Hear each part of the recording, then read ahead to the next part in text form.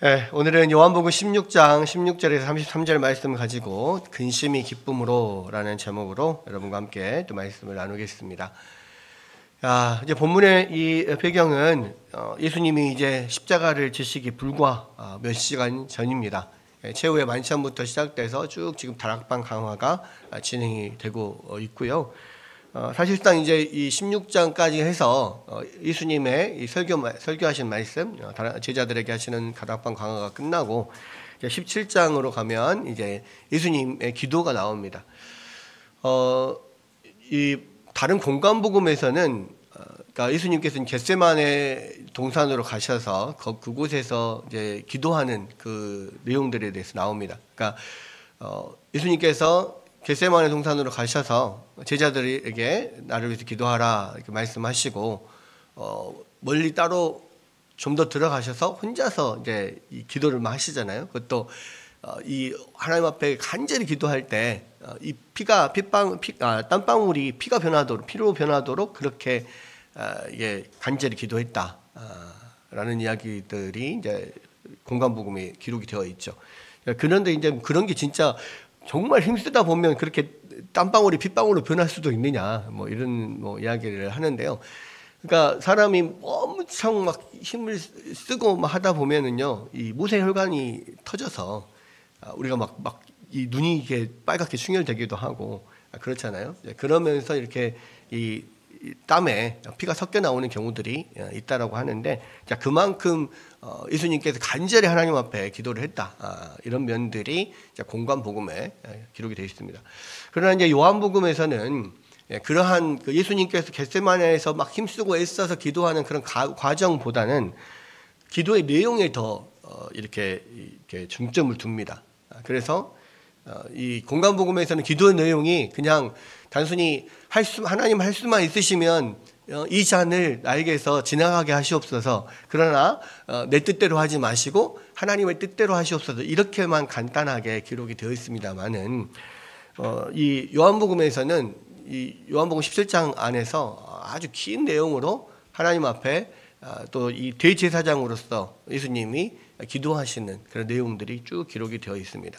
자, 그래서 이제 17장부터는 그런 기도가 나오고요. 그러니까 16장까지는 이제 예수님께서 제자들에게 하시는 마지막 말씀인데, 이제 14장부터 16장까지 쭉 예수님께서 하시는 말씀은 주로 제자들이 앞으로 환난을 당하겠지만 또 많은 어려움들이 있지만, 그리고 내가 지금 너희들을 떠나서 아버지께로 가지만 너희들은 두려워하지 말아라. 왜냐하면 성령님 너희와 함께 하실 것이고 너희가 하나님 앞에 기도하면 하나님께서 분명히 그 기도를 들어주실 것이다. 그런 면들을 계속해서 이제 말씀을 하시는 거예요. 오늘도 이제 그 연장선상에 있고 또 그 마지막 그 설교의 내용을 종지부를 찍는 마지막 그 말씀이다라고 생각을 할 수가 있습니다. 사실 지금 이제 이 말씀을 하시고 계시는 이 당시의 어떤 시간대는 이 예수님께서 잡히시기 전 한 몇 시간 전이죠.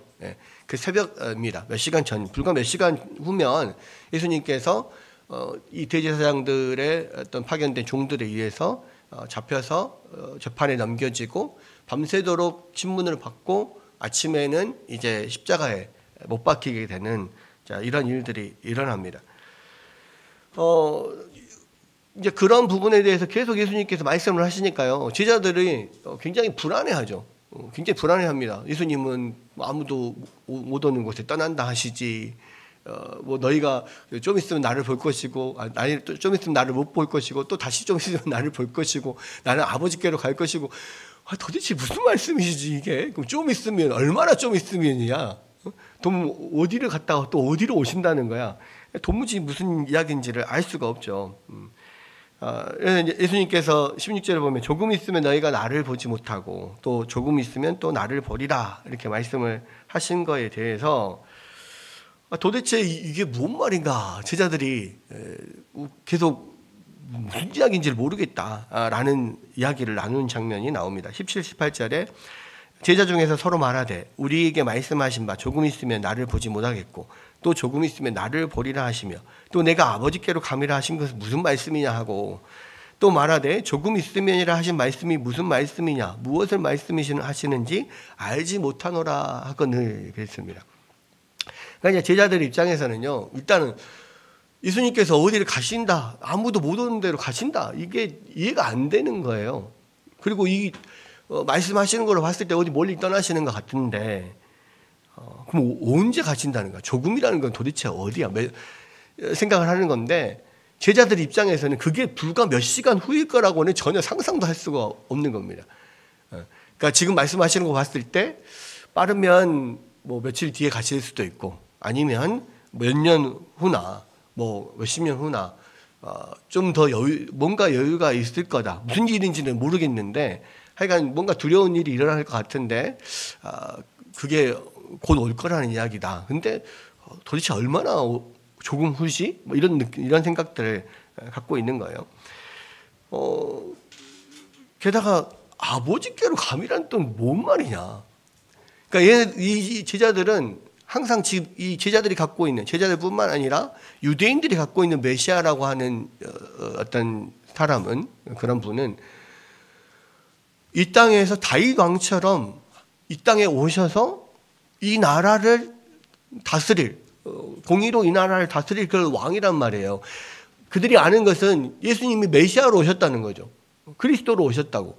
근데 그리스도로 오셔서 아직 왕으로서 뭔가 이 땅을 다스리지도 않았는데 아버지께로 가신다고? 이게 도대체 뭔 말이지? 이 그리스도는 항상 우리와 함께 있는 건데, 함께 계셔서 우리를 다스리는 건데 아버지께로 가신다고? 좀 있으면 또 너희를 떠나겠고, 좀 있으면 다시 오겠고. 그러니까 이해가 안 되는 거예요. 왜? 그러니까 이 제자들은 그 유대인들이 그냥 생각하는, 일반적으로 그때 당시에 사람들이 생각하는 그런 사고 방식으로 예수님의 말씀을 들으니까 생각이 도대체가 이해를 할 수가 없는 거죠.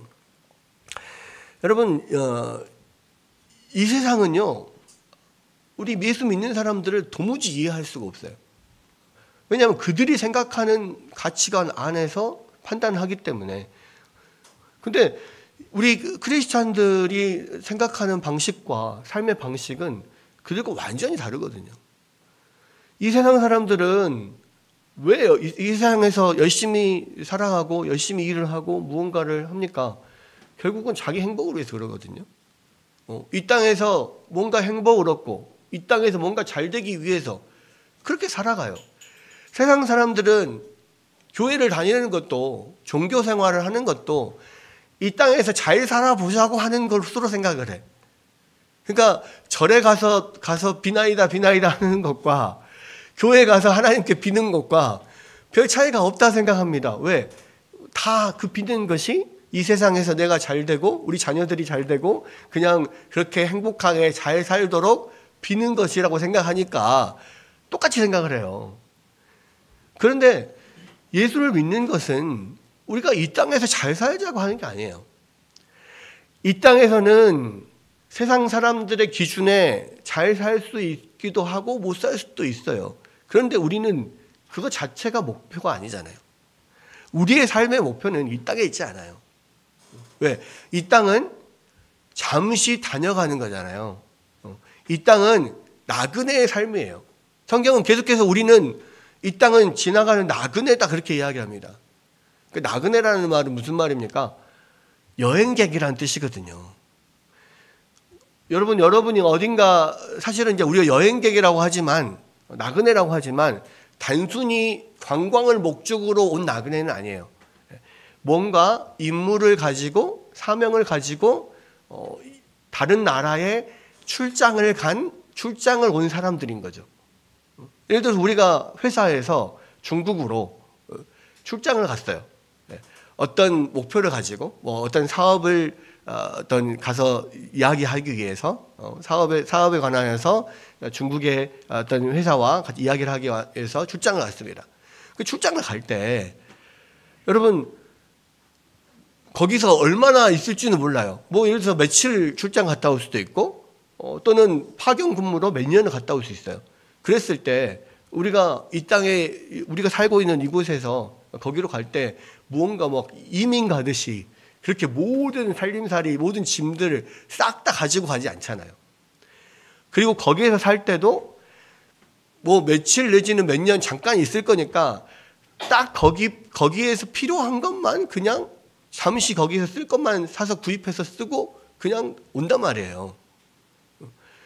거기다가 무슨 막 집을 막 며칠 살 건데 거기다 무슨 집을 마련해 놓고 뭐 거기다가 엄청나게 뭔가를 꾸미고 막 그렇게 살지 않아요. 거기서 모든 것들을 무겁게 모든 것들을 갖고 다니지 않아요. 그냥 왜 잠시 갔다가 돌아올 거니까. 우리 집은 한국에 있지 중국에 있지 않으니까. 그것과 똑같은 거예요. 우리가 이 세상을 살아갈 때 이곳에서 뭔가를 많이 막 이루고 편안하게 살려고 우리가 이 땅에 하지 않아요. 왜? 여기는 잠시 잠깐 출장 나온 거니까. 우리가 돌아갈 집은 본향이 하나님의 나라잖아요. 그래서 이 땅에 별로 크게 문제 삼지 않아요. 잠시 잠깐 있어도요. 그냥 뭐 남들이 쓰던 거 내버린 거 갖다가 잠시 쓸 수 있어요. 거지같이 살 수 있어요. 근데 그것이 뭐 힘들게 산다고 해도 뭐 그렇게 불편하게 산다고 해도 그렇게 나에게 큰 문제가 되지 않아. 왜? 우리 집은 한국이니까. 중국에서 좀 거지같이 살아도요. 한국에서는 잘 살 수 있어요. 돌아갈 나라가 있잖아. 돌아갈 곳이 있고 한국에 다 집이 있고 하니까 여기서는 좀 불편하게 살아도 돼요. 남이 버린 거 갖다 써도 돼요. 크게 막 그게 살지 않아도 된단 말이죠. 다만 거기에는 목표가 있어요. 거기에서 내가 뭔가 출장 가서 내가 해야 될 일들은 어쨌든 임무를 마치고 와야 돼. 우리가 딱 그렇단 말이에요. 우리는 하늘나라에서 출장 온 사람들이에요. 그래서 그냥 이곳에서 사는 사람들하고 생각이 좀 달라요. 이 땅에서 좀 불편하게 살아도 상관없어요. 왜? 우리가 돌아갈 나라가 있으니까. 하나님 나라가 있으니까. 그러나 분명하게 이 땅에서 해야 될 일은 있어요. 왜? 우리는 임무를 받고 왔으니까. 이 땅에서 하나님 나라에서 하나님께서 주신 사명이 있어요. 그 사명을 이루는데 우리가 열심히 그 사명을 이루고 이제 돌아가면 우리가 하나님 앞에서 큰 상을 받고 또 칭찬을 받고 그럴 거예요. 그런데 우리가 이 세상을 살면서 하나님 주신 임무는 아무것도 하지 않고 그냥 이 세상에서 좀 편하게 잘 살아보자 이렇게 만약에 산다면 이거는 하나님 나라에 돌아가서 아무런 상을 받을 수 없고 오히려 책망을 받겠죠. 그렇기 때문에 사람들이 생각하는 것과 우리가 살아가는 것과 어떤 생각하는 것이 다르고 관점이 아예 다른 거예요. 이 세상에서 우리는 이 세상에서 잘 사는 거 그렇게 큰 문제가 되지 않아요. 이 세상에서 못 사는 거 그렇게 큰 문제가 되지 않아. 그러니까 세상 사람들이 볼 때는 이상한 거죠. 도대체가 이해가 안 돼요. 똑같다는 겁니다. 그러니까 제자들은 여전히 세상 사람들, 유대인들이 생각하는 대로 생각을 하고 있으니까 이해가 안 되는 거예요. 근데 예수님께서는 그것을 알지 못하기를, 모르기를 원하지 않으세요. 물론 모든 것을 다 알 수는 없죠. 우리가 미래에 일어날 일들, 앞으로 될 일들 이런 것들 다 알 수는 없어요. 그러나 예수님께서 적어도 우리가 세상 사람들과 똑같이 살지는 않도록 우리가 필요한 것들, 우리가 목표해야 될 것들 이런 것들은 분명하게 알기를 원하신다는 말이에요. 우리는 그래서 미래 일은 잘 모릅니다. 하지만 분명한 것은 하나님의 뜻이 무엇인지를 분명히 알고 하나님의 구원 계획, 우리를 향한 구원 계획이 뭔지는 분명하게 알기를 원하세요. 그래서 예수님이 거기에 대해서 자세히는 아니지만 간단하게 이렇게 말씀을 하십니다. 그래서 조금 있으면 너희가 나를 보지 못하겠고 조금 있으면 또 나를 보리라 라고 말씀해 주신 것은 표현은 간단하지만 그 안에 들어있는 내용은 아주 엄청난 내용이 들어있죠. 왜냐하면 잠시 후에 제자들이 예수님을 보지 못한다는 이야기는 뭐예요? 예수님이 십자가에 못 박혀 돌아가시기 때문에 보지 못할 거라는 겁니다. 그죠? 그러나 또 예수님은 그 십자가의 죽음만을 말씀하시지 않아요. 그 너머를 또 이야기하십니다. 왜? 조금 있으면 다시 예수님이 부활하셔서 이 부활하신 몸으로 제자들을 찾아오실 거기 때문에 그러죠. 그래서 조금 있으면 또 나를 보리라. 이렇게 이야기를 합니다. 여러분, 예수님의 부활이라고 하는 것은요, 이게 단순히 죽었다가 살아난 기적적인 사건이 아니에요. 단순히 죽었다가 살았다가 아니라 예수님의 부활은 죽음을 이기셨다는 이야기고요. 그 죽음을 지배하고 있는 또는 죽음을 가져온 이 죄와 사단의 세력을 이기셨다는 이야기입니다. 그러죠? 또 예수님의 부활은 하나님의 아들이심을 스스로 입증하시는 거예요. 이 세상에 어떤 사람들이 죄를 이길 수 있고 죽음을 이길 수 있고 이 사단의 세력들을 이길 수 있습니까? 없어요. 하나님의 아들이시기 때문에 이 일이 가능한 거예요. 그리고 결국은 예수님이 부활을 하셨다는 것은 당신의 죄 때문에 죽으신 것이 아니라 우리의 죄를 대신 지시고 우리의 죄 때문에 죽음을 당하셨다는 거예요. 그래서 우리에 대한 죄값이 다 사해졌을 때 예수님이 부활하실 수 있어요. 왜?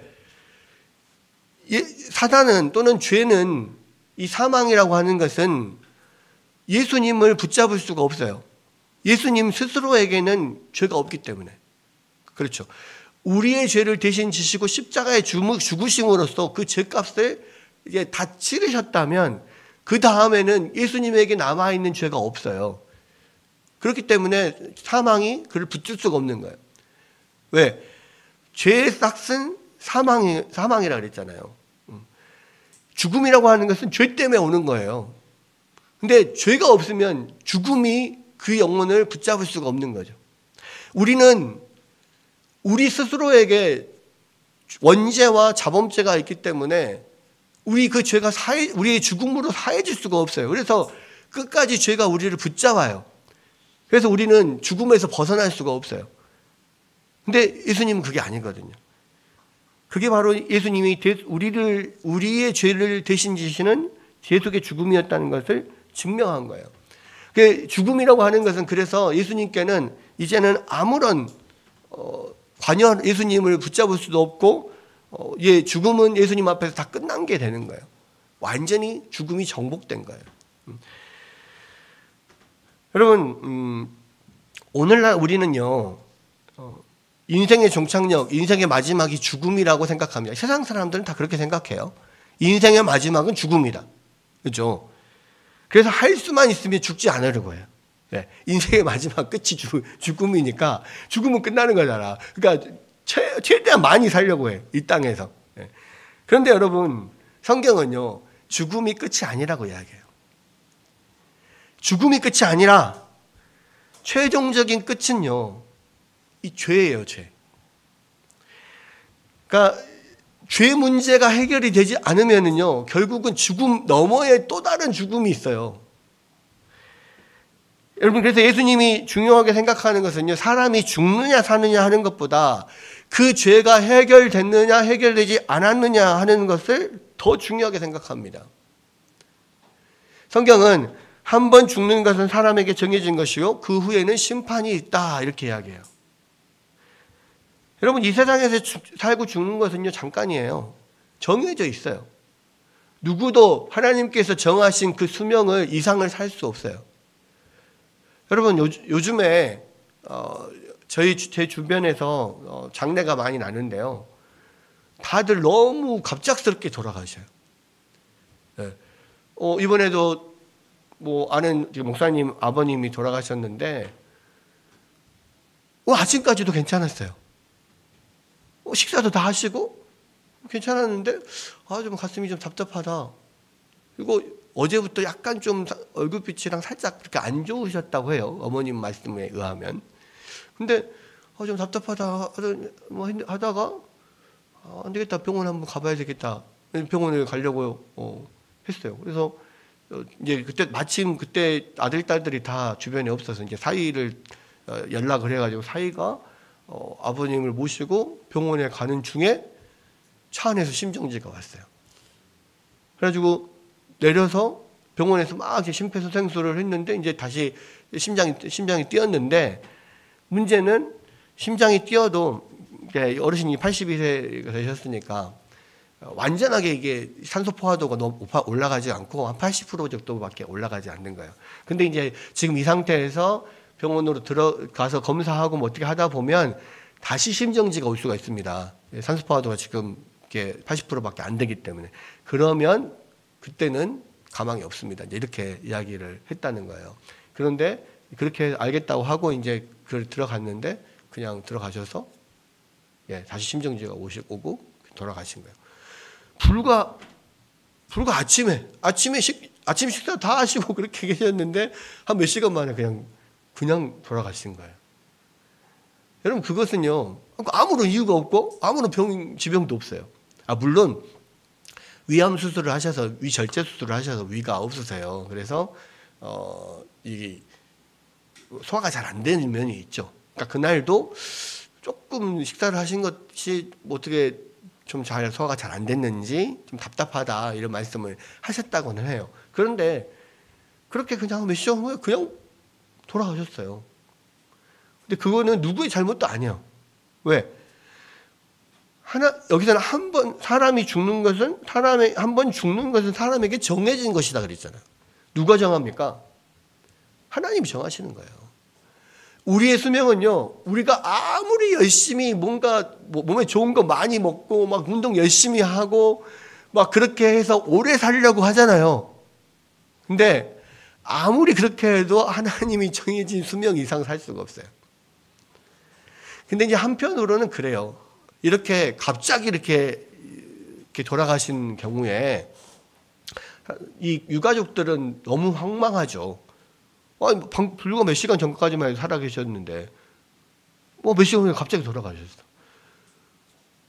또 자녀들이 임종을 보지도 못해. 그러니까 유가족 입장에서는 굉장히 마음 아프고 안타깝고 내가 그래도 옆에 있었으면 좀 더 사셨지 않았을까 막 이런 마음도 있고 막 여러 가지 생각이 듭니다만은 그런데요 한편으로 고인의 입장에서 봤을 때는요 하나님의 정해진 수명 마지막 끝까지 그 아침까지 잘 드시고 마지막 끝까지 그 수명까지 딱 다 사시고 그냥 가신 거예요. 사실 얼마나 복된 삶입니까? 마지막 그 남은 그 기간 동안 막 오랫동안 막 아파서 고생하지 않고 사실 건강하게 마지막 하나님 정하신 때까지 딱 살다가 돌아가셨어요. 그러니까 사실은 굉장히 복된 죽음이죠. 참 복 있게 돌아가셨다 이렇게 생각할 수 있습니다. 물론 아쉬운 거는 일반적인 평균 기대 수명이 요즘에는 90세 이상이잖아요, 다. 그만큼 못 살았다라고 하는 것이 사실은 좀 안타깝고 좀 마음이 아프고 그렇지만 그러나 우리가 기대하는 수명과 하나님이 정하신 수명은 달라요. 하나님이 정해진 수명까지밖에 우리는 못 사는 거예요. 아무리 우리가 건강을 위해서 힘쓴다 해도요. 근데 거기까지 그렇게 건강하게 그 아침까지 딱 사시고 돌아가셨다. 그거는 하나님 정해진 수명이 있으니까. 그러니까 이 세상에서는 아무리 열심히 막 그렇게 요즘의 모든 화두가 다 건강이잖아요. 어떻게 건강하게 행복하게 살 것이냐 이게 이 세상의 모든 화두예요. 근데 아무리 그렇게 열심히 해봐도요 정해진 수명 이상을 살지 못한다고. 한 번 죽는 것은 정해진 거예요. 근데 중요한 것은 뭐예요? 그 뒤에 심판이 있다는 거예요. 여러분 모든 사람은 다 죽습니다. 다 정해져 있어요. 수명이. 정해진 수명까지만 살 수 있어요. 중요한 것은 그 이후예요. 죽음 이후에. 여러분 인간의 죄 문제가 해결되지 않는다면요. 우리 요한계시록 20장에서 볼 수 있듯이 영원한 고통을 당하는 그런 불못에 던져지는 둘째 사망이 있어요. 그래서 우리가 그런 이야기가 있습니다. 한 번 태어나면 2번 죽고 2번 태어나면 1번 죽는다. 그런 말이 있어요. 그러니까 한 번 태어나면 육신의 죽음이 있어요. 그러죠? 그리고 죽음 이후에 심판 후에 영원한 불못에 떨어지는 둘째 죽음, 2번 죽음이 있습니다.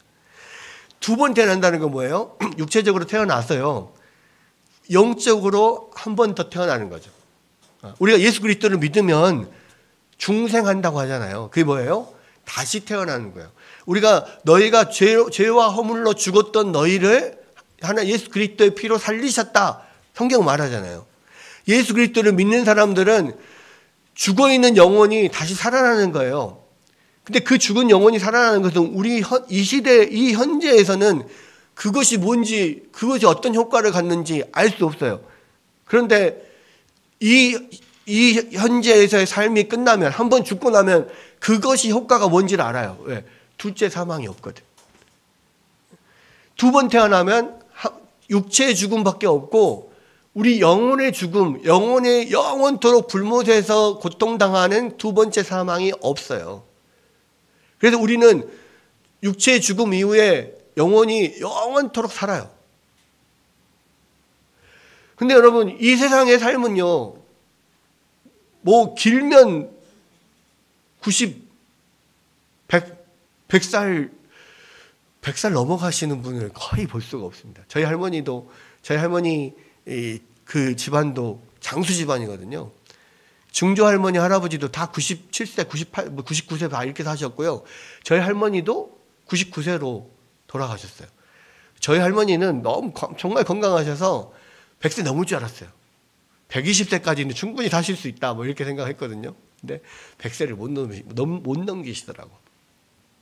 100세 시대 해도요, 요즘 100세 넘게 돌아가신 분 거의 찾아볼 수 없습니다. 거의 90세, 100세 안에서 거의 돌아가셔요. 근데 이 세상 인생은요, 아무리 살아도 100세야. 아무리 오래 살아도. 그리고 그게요, 금방 지나갑니다. 그 모세가 쓴 유일한 시편이 있습니다. 시편 90편이 보면 인생의 열수는 7, 80. 그러나 많아봐야 80이지만 그러나 그 인생이 화살같이 날아간다고 그래요. 여러분, 모든 사람들이요, 그 삶을 지나오면은 그 인생이 정말 쏜살같이 지나갔다. 쏜살이란 말이 무슨 말입니까? 쏜 화살같이 휙 지나갔다라고 생각을 해요. 여러분, 제가 이제 인생 딱 반백년 살았습니다. 반백년. 네. 만 50이니까요. 만 50년을 이 땅에 살았어요. 근데요, 그 인생이요, 순식간에 지나간 것 같아요. 아직도 저는 어렸을 때의 그 일들이 아직도 생생하게 기억이 나요. 네. 막 3살, 4살 때, 제가, 한 3살, 4살 뭐 있었을 때요, 바카스 병에 저희 할머니가 담아 놓으셨던 그 고무신 붙이는, 고무를 녹여 붙이는 본드가 있었어요. 근데 제가 그때 바카스를 먹어봤던 기억이 있었나 봐. 저게 되게 맛있었다는 기억이 있었거든. 근데 어느 날 딱 보니까 그때 당시 칫솔통이 있어요. 칫솔꽂이, 칫솔통에 바카스가 한 병이 꽂아져 있는 거야. 근데 이제 그때 당시 제가 제 고향에 광양에 살 때인데, 거기는 이제 아주 전통 집이니까 대청 마루가 있고 그 옆에 부엌이 있습니다. 부엌이 크게 있어요. 대청 마루에서 항상 저 할머니는 그 조그만 상을 펴놓고 거기에서 성경을 이렇게 읽고 계셨어요. 항상 소리를 내서 이렇게 빨간 색연필로 줄을 쳐가면서, 그것도 세로 성경, 오른쪽에서 왼쪽으로 써져 있는 세로 성경 항상 이렇게 빨간 줄로 쳐가면서 성경을 읽으셨단 말이에요. 그때 제가 밖에서 이렇게 노래를 부르면서 놀고 있었어요. 그때 당시에 그때가 70년대니까 한참 새마을 운동이 할 때입니다. 그때 새마을 노래들이 많이 있었거든요. 여러분 잘 모르실 거예요. 새벽 쪽이 울렸네, 새 아침이 밝았네, 막 이런 거. 너도 나도 일어나, 뭐 새마을을 만드세, 막 이런 게 있어요. 막 그런 노래 막 부르면서 새벽 쪽이 울렸네, 막 이렇게 그렇게 막 그 중간 잠깐 쉬는 사이에 바카스를 꺼낸 거야. 그래서 제가 그거를 끌러서 새 아침이 밝았네 콕 꼴깍했어요. 근데 그게 본드잖아요. 고무를 녹이는 본드. 들어가면서 이 식도 뭐 이러니까 다 탄 거야 막. 그게 숨이 딱 막히고 막 말을 못하고 막 숨이 안 쉬어져. 아니 뭐 숨이 안 쉬어지니까 그때 당시 이제 어머니가 그 부엌에 옛날에는 정제라 그랬습니다. 거기를 부엌 안에서 이제 막 가마솥도 있고 막 거기서 이렇게 한참 밥하고 있는데 뒤를 돌아야 했으니까 막 나 죽겠는데 내가 엄마를 막 불러야 되는데 목소리가 안 나와요. 그래서 막 그 목소리가 안 나오니까 어떻게 부를 수가 없잖아. 근데 엄마는 나를 쳐다보질 않아. 그러니까 막 안 되겠다 싶어서 막 팔딱팔딱팔딱 뛰었어요. 그 소리를 들으라고.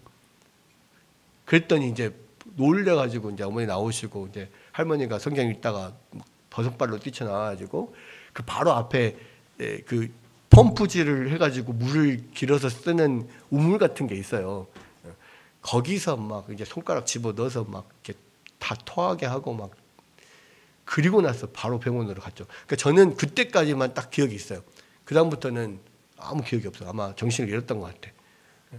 그리고 이제 가서 이제 막 그 병원 가서 위청소 막 하고 겨우 그래가지고 살아났어요. 겨우 살아난 거야. 그때가요 70년대라니까요. 한 40년 전, 40 몇 년 전. 근데 아직도 생각이 나요. 그때가.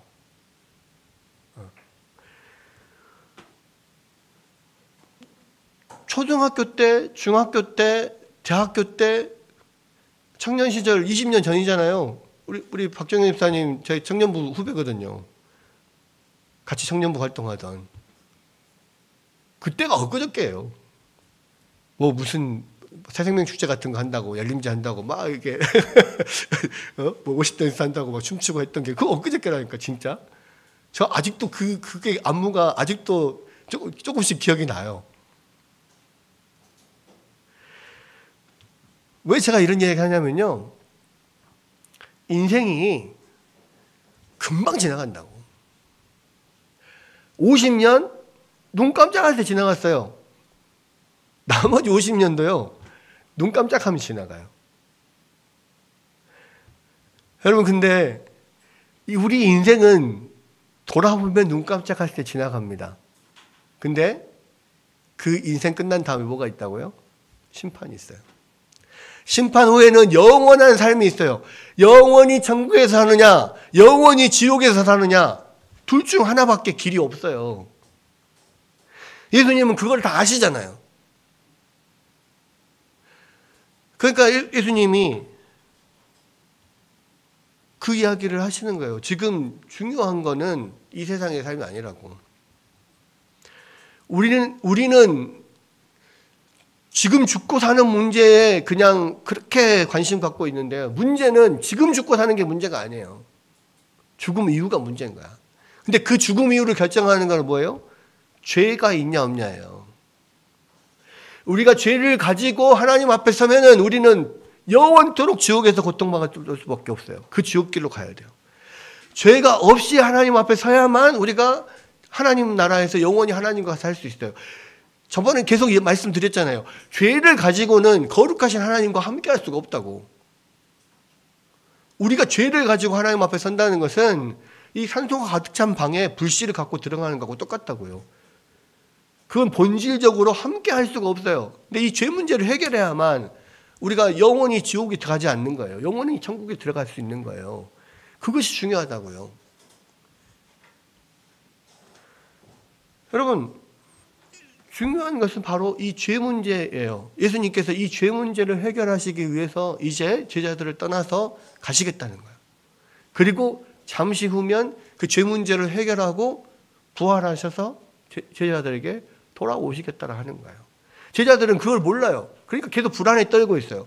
그런데 이 일이 예수님이 잠시 떠났다 잠시 돌아오는 이 일이 너희에게는 너무너무 중요한 일이고 이 일을 이룬 이후에 비로소 너희는 참된 기쁨을 얻게 될 것이다.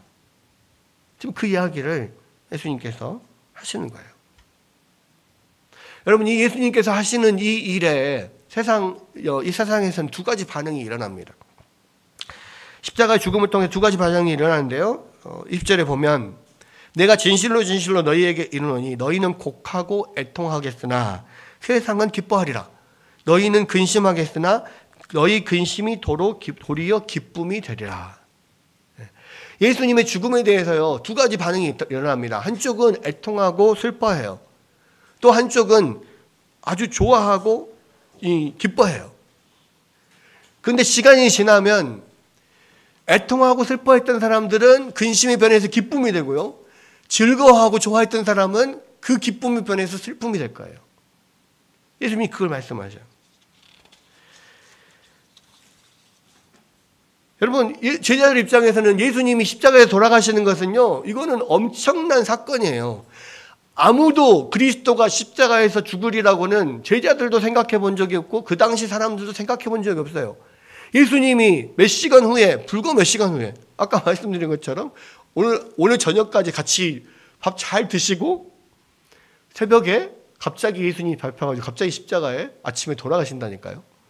이런 황망한 일이 그냥 돌아가셔도 그런 황망한 일인데, 아예 이 병사들에게 잡혀가지고 십자가라고 하는 극형에 처해지는, 세상에서 가장 그런 비참한 그런 죽음에 이르게 되는 이 일이 일어날 거라고는 상상도 할 수 없죠. 그 일로 인하여서 제자들은 다 비통해집니다. 멘붕이 옵니다. 그리고 도대체 이게 무슨 일이지? 그 예수님이 그리스도가 십자가에 못 박혔다, 죽으셨다 하는 것 자체도 이해할 수 없지만, 그렇게 제자들과 함께 3년 동안 동고동락하고 함께 정말 그 모든 삶을 같이 했던, 모든 인생을 이 예수님께 걸었던 제자들이잖아요. 근데 그 예수님이 돌아가셨어요. 죽으셨어요. 모든 제자들이 뒤통에 빠져요.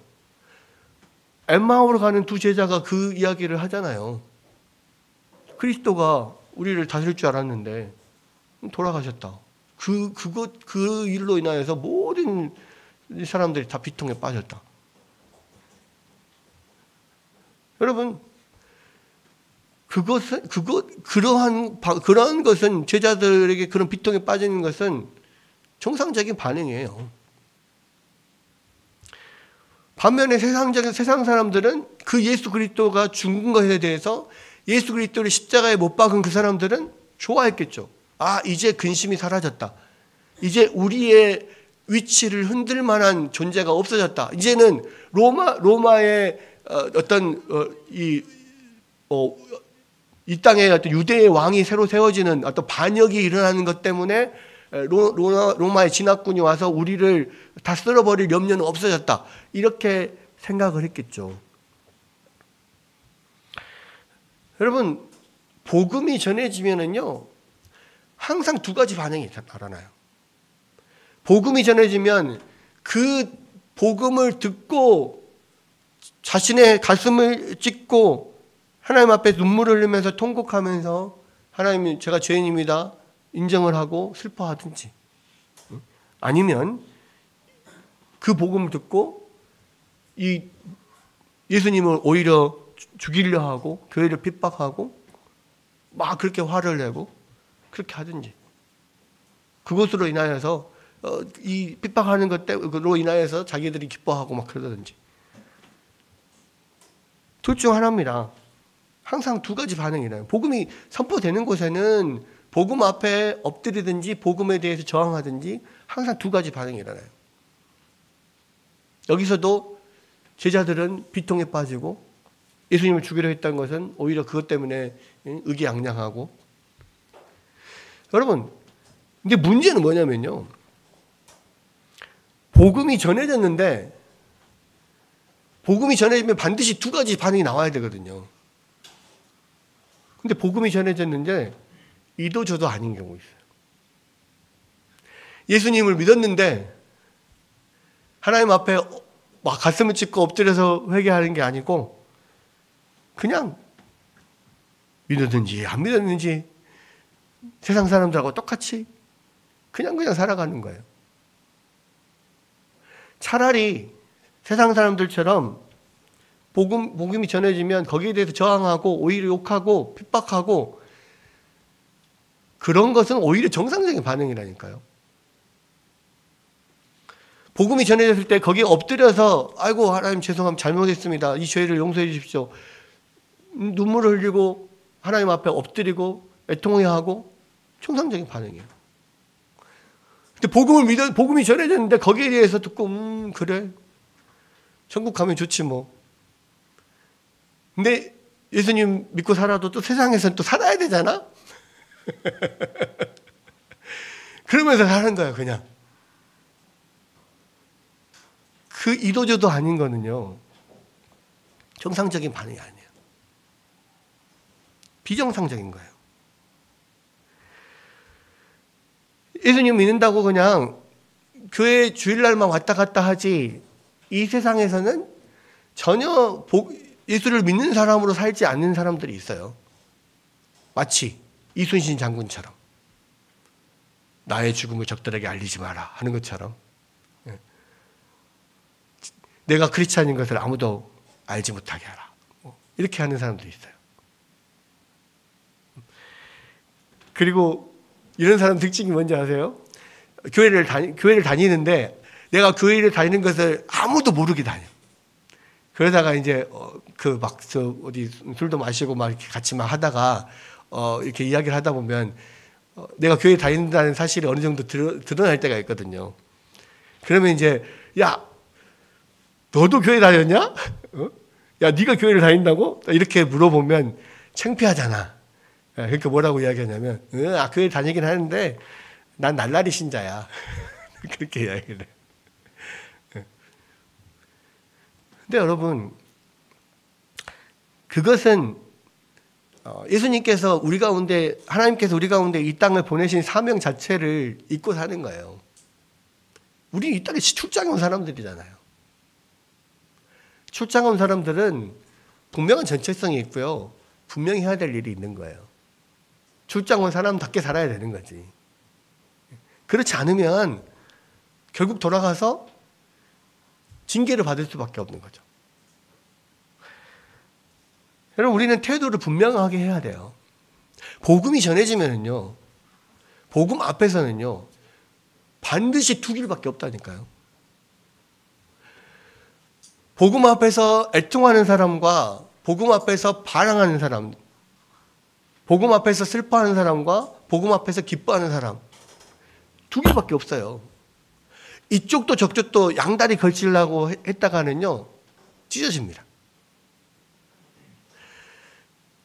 결국은 복음 옆에서 내가 어떤 길을 선택하느냐에 따라서요 우리가 영원히 그 하나님 심판대 앞에서 영원한 지옥으로 가느냐 영원한 천국으로 가느냐 나눠지는 거예요. 복음은 분명해요. 그래서 예수 믿는 것은요 분명한 태도를 요구한다고요. 우리가 예수님을 믿을 때 여러분 그래서 분명한 태도를 취해야 돼요. 하나님 앞에서 그 복음 앞에서 하나님 앞에 애통하고 근심하고 또 그 하나님 앞에 우리 죄악들을 다 내놓고 온전히 주님을 붙잡잖아요. 그러면 그 다음에 근심이 물러가고 그 근심이 기쁨으로 바뀌어요. 그리고 영원한 천국으로 가는 거예요. 복음 앞에서 밍숭맹숭하거나 또는 복음 앞에서 저항하거나 자기 갈 길을 가거나 그러면 그 길로 쭉 지옥으로 가는 거예요. 복음은요. 그래서 우리에게 분명한 태도를 요구합니다. 그리고 우리가 태도를 분명하게 할 때 비로소 참 기쁨이 있는 거예요. 여러분 예수님께서 이 말씀을 하십니다. 너희가 처음에는 환난을 당하겠지만 처음엔 근심하겠지만 처음에는 너희가 애통하겠지만 그러나 반드시 그 다음에 하나님이 주시는 은혜가 있다. 놀라운 축복이 있다. 그것이 너희에게 주시는 참된 기쁨이다. 두 가지 축복을 주시는데요. 첫 번째는 결코 빼앗길 수 없는 기쁨을 주신다는 거예요. 22절에 지금은 너희가 근심하나 내가 다시 너희를 보리니 너희 마음이 기쁠 것이요 너희 기쁨을 빼앗을 자가 없으리라. 여러분 이 16장 오늘 읽은 본문에요. 기쁨이라고 하는 단어가요. 얼마나 많이 나오는지 몰라요. 계속 기쁨, 기쁨, 기쁨 나와요. 빼앗을 수 없는 기쁨을 줄 것이다.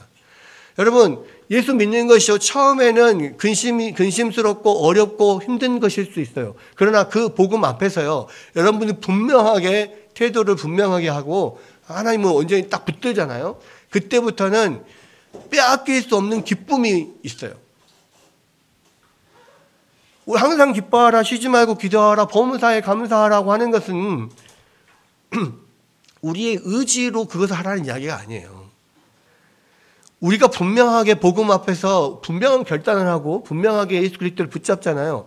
예수님께서 우리 가운데 계속해서 빼앗길 수 없는 그런 기쁨을 주시겠다는 거예요. 가장 먼저 큰 기쁨은 뭐예요? 우리가 영원한 천국의 삶으로 들어가게 된다는 기쁨이잖아요. 우리가 주님 앞에서 잠깐 근심하지만요. 그 근심이 변하여서 참된 기쁨이 돼요. 영원한 천국이 우리 가운데 보장이 되고요. 이 땅에서 살아가면서 그 천국 길로 가는 사람들은 그 천국에서 맛볼 기쁨들을 여기에서 어느 정도 맛보면서 계속 가요. 그렇기 때문에 하나님의 말씀 복음을 온전히 붙잡고 거기에 온전히 마음을 쓰고 헌신하는 사람들은 어떤 상황에도 그런 기쁨이 하늘에서 오는 그 기쁨이 우리 안에 있다고요. 흔들리지 않는 편안함, 시몬스가 아니고요. 흔들리지 않는 평안과 흔들리지 않는 기쁨이죠. 그러니까 왜냐하면 출장 온 사람들은 이미 돌아갈 본향이 있기 때문에 이 세상에서 어떻게 살건 어떤 형편이든 상관이 없다 그랬잖아요. 그거 똑같은 거예요. 우리가 갈 천국이 있기 때문에 이 세상에서 내가 어떠한 형편에 당하거나 어떠한 어려움이 있어도 그것이 나를 흔들고 넘어뜨리지 못해요. 나를 흔들 수 없는 참된 평안함이 우리 안에 있고요. 참된 기쁨이 우리 안에 있다고. 그리고 그것을 그렇게 보장된 그 기쁨과 평안함을 누가 우리 가운데 주신다고요? 성령이 오셔서 성령께서 우리 안에 거하시면서 계속해서 그 참된 기쁨과 평안을 주세요. 그래서 그 길을 가는 거예요. 결국은 마지막 예수님이 이 16장 마지막 절에서 뭐라고 이야기합니까? 결론적으로 뭐라고 합니까? 이것을 너에게 이르는 것은 너희로 내 안에서 평안을 누리게 하려 함이라. 세상에선 너희가 환난을 당하나 담대하라. 내가 세상을 이기었노라. 예수님께서 성령을 우리 가운데 보내셔서 이 땅에서 누릴 수 없는 참된 기쁨과 평안을 우리 가운데 주신다는 거예요. 이 세상에 우리는 환난을 당할 수밖에 없어요. 왜? 복음 앞에 선자들은 세상 사람들은 그 복음에 반대하고 복음을 핍박하고 믿는 자를 핍박할 수밖에 없거든요. 예수님 계속 말씀하잖아요. 너희가 세상에서 환난을 당하는 것은 세상이 나를 싫어해서지 너희를 싫어해서가 아니다. 너희가 세상에 속하여 있었다면 세상이 너희를 좋아했을 것이고 그러나 반대로 너희가 나에게 속해 있기 때문에 세상이 너희를 핍박하는 거다. 계속 말씀하시거든요. 그러나 너희가 세상에서 환난을 당하겠지만 그러나 담대해라. 내가 세상을 이겼다. 내가 너희에게 참된 평안을 준다. 예수님께서 제자들에게 마지막으로 말씀하시는 게 그거예요. 그래서 예수 그리스도 안에 있는 사람들은요. 이 복음으로 인한 환난은 잠깐이에요. 그러나 우리 안에는 그것을 뛰어넘는 영원한 기쁨이 보장되어 있고 우리 안에 성령께서 계속해서 순간순간 주시는 그런 참된 기쁨과 평안이 우리 안에 넘치게 되는 거예요. 여러분 안에 참된 기쁨과 평안이 없잖아요? 그럼 여러분이 아직도 세상과 예수님 사이에, 복음 사이에서 양다리 걸치고 있는 거예요. 원래 이중 간첩은요, 평안할 수 없어요. 언제든지 여기에 들킬까, 저기에 들킬까, 어느 곳에 있어도 평안하지 않아요. 이중 간첩은. 한쪽을 택해야 됩니다. 여러분에게 참된 기쁨과 평안이 없다. 그러면 여러분은 양다리 걸치고 있는 거예요. 예수님을 온전히 선택하면요. 예수님을 온전히 붙잡고 나아가면요. 잠깐의 핍박과 환난이 있을 수 있어요.